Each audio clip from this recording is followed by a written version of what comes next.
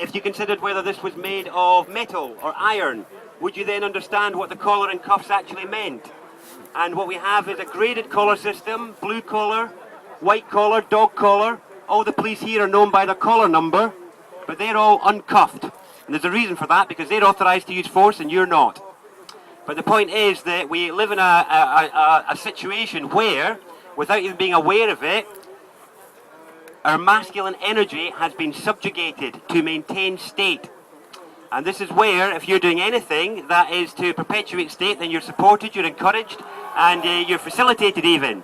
If you're trying to do anything which is about change, which is the opposite of state, so we have change and we have state. If you try to do things which are about change, then that's not really approved of. And that's why I'm happy to see so many uncollared men around here. But the crux of it really is, for me, the collaring of the men. This is massively significant. And it's to do with authority. So what is authority? So some people would say that these people in here are authority. Now, authority is all about the author, and that is the storyteller. So at home you would have had the authority, which was the mum or dad, who said, well, this is what you do in this house, and if you don't, you can bugger off. So that's one level of authority. But the type of authority we're talking about here is much bigger than that. It's the story of humanity. It's the story of what a human being is, what a good human being is, what a good human being does, what it is to make you feel like your place and your position and what you do has worth and value and esteem and credibility. It's that story. And my concern about things which are protesting in their nature is that it actually describes somebody else's story. So my concern is how much time is spent by all of you and everybody else telling somebody else's story of the world, somebody else's story of humanity. And even though you're doing it in opposition, it's still entering into that dualistic paradigm that actually isn't actually going to work. Because you're giving value to that story by saying, well, hey, they're in there making all these policies about what humans do. Are they? It's only as long as you stand there talking about it that it does, rather than getting on with describing your own story. I want you all to just have a quick look around and see, does anybody here look anything like you? I hope not. Does anybody dress anything like you? No, okay. Well, the point being then is, you know, you've all chosen your clothes with effortless choice this morning. You're sitting here effortlessly and unashamed with your hairstyle, facial hair, clothes, all the rest of it. But what about the rest of the story of your uniqueness? The story of your unique voice, your unique interpretation, the things that your life experience has yielded only you. Where is your courage, your tenacity, and your application of that? That's what I look to encourage, because that is the truth of your unique kind of divine manifest presence here. Every one of you is here by a divine mandate of birth. You were dreamt forth by the universe for a specific purpose that is yours and yours alone. As long as we're standing there giving credit to somebody else's rubbish story of humanity that doesn't lead anywhere, then your amazing co-creative powers of the now are being exploited to tell somebody else's story. Does everybody understand the concept, or have you come across the concept of there being only now? Yeah. Is everyone comfortable with that? Anyone struggle with it? What about then? Isn't there then as well? Sorry? Isn't there then as well? No. No? There's not. I don't think so. Well, Okay. if there is, what would that... Well, no, here's a question for you. Okay, so is the substance of me now made up of the bits that were there 5 minutes ago? No. So wait, what have I left behind? Have I? Where did I leave it? Where exactly? Because there's nowhere to leave it. You're constantly changing. You're constantly Okay, so if I'm evolving, then what it means is all the material of mine now is made up of the material that was there 5 minutes ago, except it might have improved. Oh, fair enough. Okay? So the point being is that the way evolution works is that nothing is left behind. So if nothing is left behind, then it means that you are recreating the now every second. So that means it's your energy dragging this story of importance into the now every single time. And this is a really important thing to draw attention to, because it means that we're all dragging these stories of humanity into a new now every time. And we can let go of that anytime we see fit, as soon as we start to reclaim the power of our capacity to tell a story. Do you see what I mean there? Okay, so this is the big point about authority, because whose authority are you here by? You're here by your own authority. But then where do you go from here with that? So it's a bit difficult, really, because this is about understanding the level at which the collaring and the cuffing of the men goes to. It's not just about the collaring and the cuffing of the men, it's about the collaring of a masculine energy in us all, women included. And I'll show you the level that goes to. It goes to a number of different depths. Here's one example. So you have this concept of, basic geometry that you learn at school. Okay, I know it seems like a bit of a curveball, but I'll get to a point, honestly. So you have this concept of a basic geometry. Where you all taught that a square, a circle, and a triangle are basic shapes? I was. Do you know that they're not? No. Did you know that only one of them is? Okay, so let's go through this. So the square and the triangle are not basic shapes, they're secondary. The basic shapes are the line, the circle, and the spiral. And these are the ones that you find absolutely everywhere in nature. The line and the circle are the ancient symbols of the male and the female that exist everywhere in the universe, and the spiral is what happens when they work harmoniously together, which exists everywhere in the universe, from galaxies to water to cloud patterns to everywhere, except our species. But the whole point is, the reason you don't get taught about the line and the circle is because the line is the masculine energy. And if you can harness or conceal that, then what you are left with is the circle, which is a state.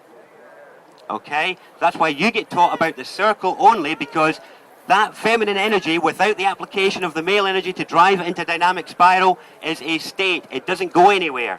It's the opposite of change. What you're all learning to do in your lives, in different ways, whether it be in ecology, activism, politics, whatever, it doesn't matter. What you're learning is how to draw a line again. Okay, you're learning how to draw a line. The visceral, raw, painful, vulnerable, fragile, angst-ridden act in whatever way or avenue that you do it in, of drawing a line as to what you will accept and what you won't accept. Because you've been taught and brought up in a culture that says everything is okay, when it is not. 50 Shades of Grey, anything goes? No, it does not. And you all know that. That's why you're here. Otherwise you wouldn't be, would you? So that's just one example, though. I mean, that's basic geometry. The other level where things are manipulated are at the level of alphabets and characters and language. And that's why I'm drawing your attention just to a few words, just to highlight some stuff that shows that it doesn't matter how much Ike or Jones you watch. The game is being played at a much deeper level than that. Much, much, much deeper. And if you are caught up in the dangers of alternative media, then what happens is your amazing awakening energy is being used to tell somebody else's story of humanity. That is authority subverting your co-creative capacity to mental drivel. So it's like even this event, to some extent, is giving value and importance to this Bilderberg meeting. I know I'm being somewhat hypocritical standing here and talking while I'm there, but hey, I thought I'd come and try and subvert it somehow. Well, we'll try. Yeah, he's good. So the point is, though, that the key point to all of it is that it is all staring us in the face. Really, really, really. You don't need to make stuff up. Another example. So, Is this why you're dressed as Jesus? Basically, you're trying to get us. Am I dressed as Jesus? Have you met him? Where do you want me to go with that? What do you want me to say? Whatever you say. I am. I don't know.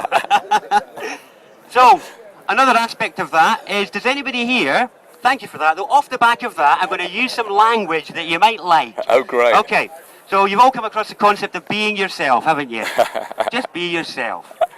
Right, be yourself is one of the other misnomers of the gender crisis that we are in, which is what about this whole collaring of the male energy, because it means that your line drawing energy, your masculine energy, men and women, is being used to maintain state rather than to expand consciousness and civilization and all that sort of stuff.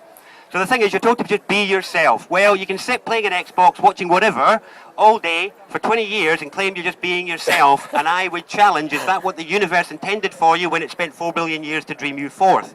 I'm not convinced it is. And it's because being yourself is only half the story. You do not be yourself, you become yourself. It is a process. No, you are becoming yourself. Does anybody here feel like they have manifested the fullness of their power and capacity in this world as yet? Then do you realise that means you're not even here yet? It means you're still coming. And this is the point. It's about being and coming.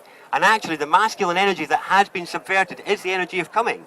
And this is it. And this is what is happening now. Your line drawing is you learning how to arrive, how to actually manifest the power that you've started to feel within yourself and to seek healthy expression in the world. That's kind of the key point. And this is the kind of the juncture that we are at, is about moving from state into being comfortable with change. I would actually be willing to challenge that most of you in the last 2 years have probably had all your traditional ideas of security or things that you could rely on or people that you could rely on, all had the rugs pulled out from under your feet in one way or another. And it's part of the situation we're going through is to become comfortable with the reality of uncertainty and the reality of insecurity. Because actually the only reason state has arisen is a result of our insecurity, our discomfort with perpetual change. So our own emotional vulnerability and fragility has been exploited to make us seek that continuity of my McDonald's burger being the same every time, my Morrison's bag of coffee being the same every time. And this is actually, every time we go back and we buy into that continuity, we are feeding state, we are maintaining state. And here's an interesting thing, is that every time we're using energy to maintain state, it means that we're not bringing the change that we want to in the world. It's a really funny paradigm.